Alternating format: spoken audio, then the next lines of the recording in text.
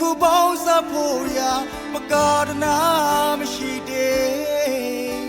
အချိန်မရှိတဲ့ဘဝတွေမို့မဖြစ်သေးဘူးချစ်တူရဲ့မခေါ်ရသေးပါဘူးကွယ်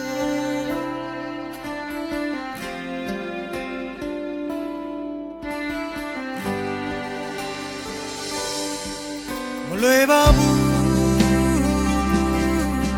ချစ်တဲ့စိတ်ကူနဲ့ဘဝချစ်ရှိစေဖို့ရာအေးအားမရှိတဲ့ဒုက္ခများတို့တွေ့လာရင်ခန္ဓာရည်စွမ်းရှိပါမလား